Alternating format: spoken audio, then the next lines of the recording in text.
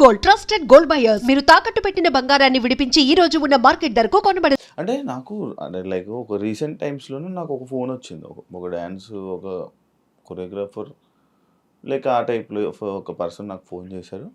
Phone చేసి ఏడుస్తూ నేను చచ్చిపోతానన్నా, నేను చైతన్య మాస్టర్లాగా చచ్చిపోతానన్నా, నాకు ఇబ్బంది అవుతుంది, నేను ఒక ఇంటర్వ్యూలోకి వచ్చి ఓపెన్ అయిపోయి అన్నీ చెప్పాలనుకుంటున్నాను, నాకు డబ్బులు ఇవ్వట్లేదు, నా డబ్బులు ఆపేస్తున్నారు అని పలానా ఇలా కొన్ని స్టేట్మెంట్స్ బాగా చేశారండి. అంటే మీకు అలాంటి డబ్బులు ఏమైనా డబ్బులు ఆపేదంటే ఈవెంట్స్లో అవన్నీ అవుతుంటాయి.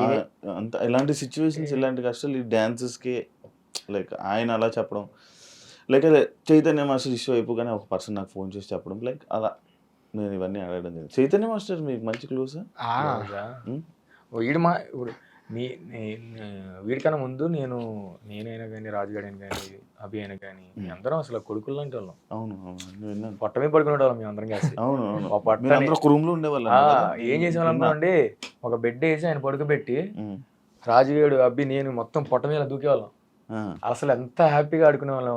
ఇంకా ఖచ్చితంగా అయితే మనీ ప్రాబ్లమ్స్ ఉంటాయి, మరి ఇలా ఆపేసే మరి ఎక్కువ అంటే లక్షల్లో అని కాదు వేలల్లో ఆపేస్తారు. ఒక టైంలో నాకు ఆ థాట్ వచ్చింది, చెప్పా కదా ఇప్పుడు సిచ్యువేషన్ అటు చెప్పను.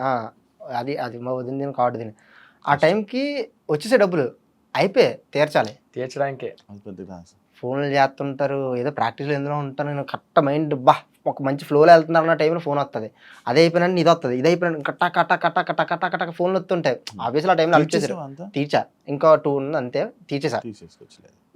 ఇంకో ఈ ఫోన్లో వచ్చేటప్పటికి ఆ టైంలో చాలా పీక్ అయిపోయాను. అప్పుడే నేను ఈవెంట్ చైతన్య మాస్టర్ ఎందుకు చేసుకున్నా నాకు అర్థమైంది మా అని చెప్పేసి. ఆ టైంలో ఏంటంటే నేను ఈవెంట్లు ఆపేసా, ఓన్లీ షూటింగ్సే. ఈవెంట్కి వెళ్తే మనం ఒక ఈవెంట్కి వెళ్తే అవ్వలేదు 25-30 అలా వస్తాం ఒక ఈవెంట్కి వెళ్తే. ఓపెన్ ఫ్యాక్టర్ సినిమాకి వస్తే అది పేమెంట్ 5,000 అంత ఉంటుంది డేకి ఒక అసిస్టెంట్కి.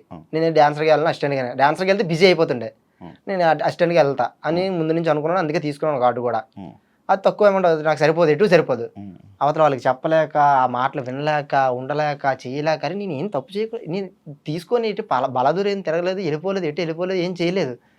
అరే చేస్తున్న టైంలో ఏదో ఇంకో స్టెప్ ఏదో ఎక్కుదామని పరిగెడుతున్న టైంలో ఫోన్లు వచ్చి ఆ మాటలు ఇవి అని విని అవ్వట్లేదు అని చెప్పి చాలాసార్లు కదా ఒకసారి వచ్చింది మైండ్కి, చచ్చిపోవడం ఏంటి నాయన, ఇంత బతికి ఇంత బతికి చచ్చిపోవడం ఏంటి, అమ్మ నాన్న ఉన్నారు, అదే అమ్మ నాన్న మన గురించి ఇన్ని రోజులు ఇంత పెట్టి చచ్చిపోవడానికి, ఇప్పుడు నేను కానీ అయిపోయాను వాళ్ళని ఎవరు చూసుకుంటారు అని చెప్పి మళ్ళీ ఇంకా అలా పెట్టుకొని అలాగా ఆకాశం వైపు చూసుకుంటే ఏదగారా అని చెప్పి కేజీఎఫ్ పాట పెట్టుకుంటే అలా వినుకుంటే అలా ఉన్నాను. ఇంకా థాటే రాలేదు నాకు. కానీ నిజంగా చనిపోవడానికి పెట్టే అంత ధైర్యం బతకడానికి పెట్టాలి, ఎందుకంటే చనిపోవడానికి వచ్చే ధైర్యం అంట అన్నిటికన్నా బలమైన ధైర్యం అదేనంట. అవును, దానికి మించిన ధైర్యం ఇంకేది ఉండదు. ఇప్పుడు ఊరేసుకుంటున్నావు అంటే, నువ్వు పేకేసుకున్నావు అంటే నీ నరాల గేర్లు అన్ని కట్ అయిపోయి 4 బయటకు వచ్చి చచ్చిపోతావు, నీకు అర్థమవుతుంది. పెయిన్ నువ్వు భరించి చచ్చిపోతావు, కానీ అయినా కూడా పెయిన్ భరించి నేను చచ్చిపోతారు నా వల్ల అవ్వట్లేదు అంటే ఇంకా సిచ్యువేషన్ అలాంటి మనం ఏం చేయలేము. చచ్చిపోయిన వాళ్ళు కూడా మనం అంత ఈజీగా ఆ టైంలో అనిపించింది.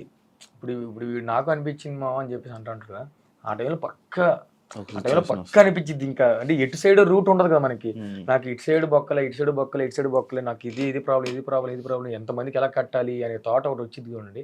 ఆ థాట్ లో వేసారనుకో నాకు ఏం అర్థం కాదు వాళ్ళకి. సరేమా ఒక సిచ్యువేషన్ లో అప్పులు లేకుండా ఉంటే దానంత ప్రశాంతం,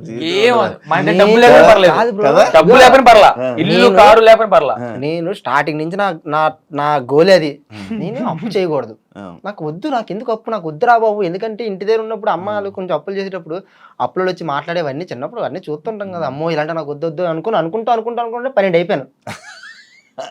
అది వెళ్ళిపోతాయి. ఈఎంఐ కానీ అప్పులు కానీ ఈ వడ్డీలు కానీ ఇవి ఏం లేకపోతే అంత రిచ్ పర్సన్ ఎవడన్నాడు, ప్రశాంతంగా ఉంటది, హ్యాపీ తింటాం పడుకుంటాం ఎంజాయ్ చేస్తాం. 10 సంవత్సరాలు ఎక్స్ట్రా 10,000 సంపాదించామంటే ఆ 10,000 మంచి కడుపుని తింటాం మనం, ఎవరికి ఇవ్వక్కర్లేదు, పీస్ఫుల్ చాలా మారిపోతాయి, అన్ని మారిపోతాయి. ఇది హైలైట్, ఇది అవ్వట్లేదు నాకు. ఇంకా డబ్బులు రేపు మార్నింగ్ ఒకరికి ఇవ్వాలి, నేను అవ్వట్లేదు నాకు. వాళ్ళని అడిగాను, ఇల్లు అడిగాను, సెట్ అవ్వట్లేదు. వాళ్ళ దగ్గర ఉంటే ఇస్తారు, వాళ్ళ దగ్గర లేని ఎలా ఇస్తారు. ఒక రోజు ఒక స్టోరీ ఇన్స్టాలో ఒక స్టోరీ పెట్టా, నీడ్ హెల్ప్ అని. ఎంతమంది రెస్పాండ్ అయ్యారంటే నిజంగా చెప్తున్నాను, అదే చెప్తున్నాను కదా, డబ్బు సంపాదించకపోయినా, ఇల్లు మేడలు కట్టకపోయినా కానీ ఒక ఆపోజిట్ పర్సన్ దగ్గర ఒక అభిమానాన్ని ఇంత సంపాదించుకున్నాను ఫీల్ నాకు అప్పుడు అనిపించింది. చాలా మంది ఏంటి బ్రో చెప్పండి, ఏ విధంగా హెల్ప్ చేయగలను ఏంటి అని చెప్పి ఎన్ని మెసేజ్లు వచ్చాయి, చాలా మెసేజ్లు వచ్చాయి. అయితే అంటే ఓపెన్ చేయలేక నాకు చేతులు నొప్పి వేలు నొప్పి వచ్చాయి నాకు. అయితే ఒక రోజు ఒక బ్రోది ఓపెన్ చేయాలా వద్దా ఎందుకు అనుకుంటా ఓపెన్ చేశా. ఓపెన్ చేసి మెసేజ్ చేశా. మెసేజ్ చేస్తే హాయ్ బ్రో, ఏంటి బ్రో ఏమైంది బ్రో చెప్పండి బ్రో, నేను మీకు D10 నుంచి మీకు పెద్ద ఫ్యాన్ బ్రో, అసలు మీకు ఏమైంది చెప్పండి బ్రో, అసలు మీ ఫోటో గురించి అప్పుడులో ఈవెంట్కి వచ్చినప్పుడు తోసేటోళ్ళు బ్రో, అసలు దొరికేది కాదు మీ ఫోటో గురించి, ఎంత ట్రై చేసేటోళ్ళని చెప్పండి బ్రో, మీకు ఏ హెల్ప్ కావాలి చెప్పండి అని చెప్పానంటే సరే నెంబర్ పెట్టండి బ్రో అంటే నెంబర్ పెట్టా. ఫోన్ చేసాడు భయ్య, ఏమని చెప్పంటే సోన్స్ ఇది సిచ్యువేషన్ ఇలాగ అయ్యింది ఇలాగ అని చెప్పానంటే అవునా ఎంత కావాలంటే ఓకే కావాలి అని చెప్పా. అవునా అని చెప్పి ఫోన్ మాట్లాడితే సరే ఎవరికి వేయాలని చెప్పానంటే మా ఫ్రెండ్ది ఒక నెంబర్ పంపించే సోహిత్ అని చెప్పి ఆ నెంబర్ పంపించాను. మాట్లాడితే ఆడి దగ్గర నుంచి నాకు ఫోన్ వచ్చింది. ఈ నెంబర్ పంపించే వాట్సాప్లో ఆ నెంబర్ నుంచి నాకు ఫోన్ వచ్చింది. అరే ఏంట్రా ఎవరితో ఏమైనా వేయించావా డబ్బులు ఏమని అంటే బ్రో ఏంటి వేసారా అప్పుడే గ్యాప్లో అని చెప్పేసి అన్నాను. ఫోన్ మాట్లాడుతున్న గ్యాప్లో వేస్తా అంటే కొట్టేసా బ్రో ఏదో సోహిత్ కిషన్ ఏదో వచ్చింది అదే కదా. నాకేం అర్థం కాలేదు ఒకసారిగా, ఎవరు బ్రో అసలు ఫ్యామిలీ అని నమ్మరు బేసిక్గా. సరే చైన్ తాగడెట్టి తీసుకోని అనడానికి ఫ్యామిలీ అని నమ్మరు, ఎవరో తెలీదు ముక్కు ముఖం ఎవరో తెలీదు, నా మీద ఉన్న అభిమానంతో తీసుకొని ఇచ్చాడు బ్రో. నాకు అసలు ఏం అర్థం కాలేదు ఫస్ట్ ఆఫ్ ఆల్. అంటే అర్థం కాలేదు అంటే చిన్న బడ్జెట్ కాదు అది, ఎక్కువే, 1 lakh సెకండ్ లో మనోడు పరిచయం లేదు ఏం లేదు నేను తెలుసు కానీ ఆయన ఎవరు నాకు తెలీదు. 1 lakh టక్కుమని కొట్టగానే నాకు ఇంకా నేను అప్పుడు అది కూడా ఒకటి నమ్మ అంటే నిజంగా బ్రో మనం ఏదైనా తప్పు కానీ ఏదైనా చేస్తే మాత్రం అది ఎట్టో కట్టు తిరిగి కొడతది బ్రో. అది నేను నీకు ఏదైనా మోసం చేసినా, నేను నీకు ఏదైనా చేసినా అది ఇప్పుడు కాకపోయినా తర్వాత వచ్చినా నేను తడుతుంది అది. సో మనం అలాంటిది ఏం చేయలేదు కాబట్టి ఆ దేవుడు ఆ టైం నాకు అలా సెట్ చేసి ఇవ్వకపోతే ఇంటికి వచ్చి గొడవలు చాలా పెద్ద మ్యాటర్ వెళ్ళేది. ఆ టైంలో నాకు ఆ బ్రో శివ బ్రో ఇప్పటికీ కాంటాక్ట్ లో ఉన్నాడు. వైజాగే మా పేరే అంత జాలి. వీడు చెప్పినట్టు ఇప్పుడు ఏంది ఈ సీన్ జరిగింది సేమ్ ప్రతి మా డీలో ఉన్న ప్రతి ఒక్కరికి డబ్బు సంపాదించకపోయాము అంటే సంపాదించాం బాగానే సంపాదించాం అన్ని. ఇప్పుడైతే అక్కడికి ఇక్కడికి చాలా చేంజింగ్ ఉంది, బట్ అంత సంపాదించలేదు. అంత ప్రేమ సంపాదించామంటే ట్రాఫిక్ అప్పుడు మేము రోడ్డు మీద వెళ్తుంటే ఒక ట్రాఫిక్ పోలీస్ మమ్మల్ని పట్టించిన గుర్తుపట్టి సోమేష్ మాస్టర్ కొంచెం చూసుకుని వెళ్ళండి సార్ వెళ్ళండి ఆ హ్యాపీనెస్. ఇంకెక్కడైనా ఒక లొకేషన్కి వెళ్ళానండి అప్పుడు సడన్ గా ఇప్పుడు ఏదైనా వైజాగ్ కాకుండా మాకు తెలియని ఊరు వెళ్ళాం అనుకోండి, అక్కడ మనం నించోన్నాం అనుకో ప్రాబ్లం అయింది అనుకోండి, గుర్తుపట్టేసి నేను ఉన్నా కదా దా తీసుకెళ్ళిపోతుందా అని చెప్పి తీసుకెళ్ళిపోయి ఎన్నో ప్రాబ్లమ్స్ బ్రో, ఎన్నో ప్రాబ్లమ్స్ లో మమ్మల్ని సేవ్ చేశారు. అబ్బా మామూలు సేవ్. నేను గోవాకి వెళ్ళినా కూడా గోవా కన్నడ వాళ్ళు మన కన్నడ వాళ్ళు తెలుగు మాట్లాడతారు కదా కొంచెం అలా చూసి సోమేశ్ మీరు మాస్టర్ అలా మాట్లాడి మమ్మల్ని గుర్తుపట్టేసి ఇరలేదు తెలుసా. ఆ విషయంలో మేము చాలా హ్యాపీ. మేము ప్రతిసారి మేము మామ ఇలా జరిగింది మామ ఇలా సపోర్ట్ చేస్తున్నాం అంటే అది మామ డబ్బులు సంపాదించలేదు కానీ ఇది మాత్రం ఎన్నిసార్లు మాట్లాడుకున్నాం ఎన్నోసార్లు. ఇప్పుడు నన్ను అడిగినా కూడా నువ్వు ఇన్ని రోజుల నుంచి ఏ సంపాదించావంటే చాలా సిచ్యువేషన్స్ ఉన్నాయి చెప్పడానికి. అంటే జీవితాంతం ఒక్కదాంతో అయిపోద్దని నేను చెప్పలే కానీ నార్మల్ చెప్తున్నాను అంటే ఓపెన్ గా చెప్తున్నాను. ఇప్పుడు మనం చేయాల్సిన పక్క 100% చేయాలి. ప్రతిరోజు ఇలాగే ఉంటుంది నీ లైఫ్ అని అనుకుంటే నేను అక్కడే బాబీ వాళ్ళు అక్కడే వైజాగ్లో ఈవెంట్లు చేసుకుంటూ ఉండేటోడిని. ఎప్పుడు ఒకలాగా ఉంటుంది అనుకుంటే దాన్ని నేను చేంజ్ చేసుకుంటే ఇక్కడ వరకు వచ్చా. ఇది కూడా నేను చేంజ్ చేసుకోవాలి. యూట్యూబ్ ఛానల్ ఒక సాంగ్స్ ప్రైవేట్ ఆల్బమ్స్ చేద్దామని చెప్పి స్టార్ట్ చేశారు, రిలీజ్ చేశారు, ఫుల్ హడావిడి చేశారు. ఏమైంది మళ్ళీ అది చేసాం మంచి ప్లాన్ తో. అంటే ఇది నేను వీడు నార్మల్ అయితే అది నా ప్లాన్ చేశాను. మావ ఇలా చేద్దాం అనుకుంటున్నాం, మావ కలిసారు, మావ ఇలా ఫ్రెండ్స్ కలిసారా వాళ్ళు ప్రొడ్యూస్ చేస్తా అంటున్నారు లేకపోతే ఇది అని చెప్పి మాట్లాడుకున్నాం. కలిసాము, ఒక 2 months ట్రావెల్ కూడా చేసాము. అండ్ ఒక 10 songs దాకా కూడా ప్లానింగ్స్ అయిపోయి 5 songs దాకా సాంగ్స్ రెడీ అయిపోయి అన్ని అయిపోయి.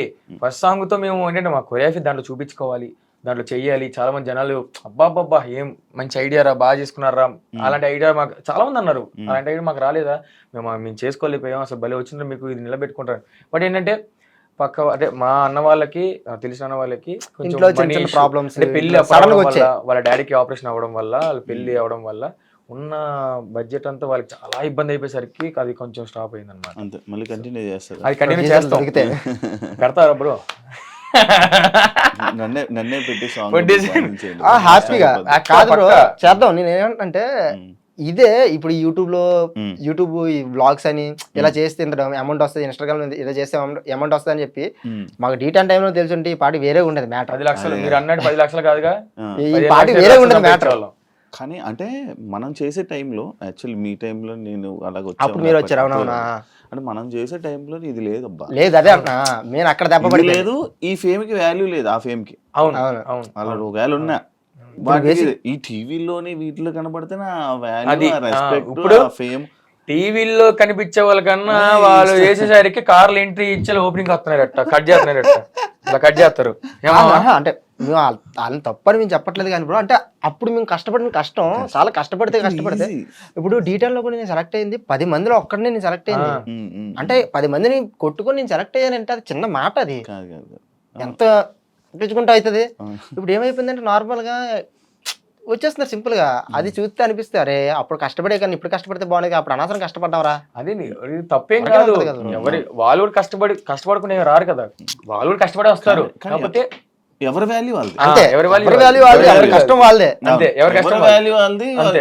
మనకిచ్చే వాల్యూ మనకి మనకి ఇస్తారు అంతే, వాళ్ళకి ఇచ్చే వాల్యూ వాళ్ళకి ఉంటుంది అంతే. అంటే అది మైండ్ సెట్ ద్వారా ఉంటది, చాలా మంది వాల్యూ ఇచ్చే మాట ద్వారా కూడా ఉంటది. బేసిక్ గా మిమ్మల్ని స్టార్టింగ్ చూసేటప్పుడు అయితే మామూలుగా ఇంటర్వ్యూలో అవన్నీ చూస్తాం కదా, గీరా పొగరు అది అనుకున్నాం. మనం ఒకసారి కలిసిన తర్వాత ఇంకేంటి అసలు శివ బ్రో ఏనా అన్న ఫీలింగ్ ఆబ్వియస్లీ వస్తుంది ఎవరికైనా, అది బిహేవియర్ బట్టి మాటలు బట్టి అంతే. సిచ్యువేషన్స్ అంటే స్క్రీన్ బయట బయట బయటే.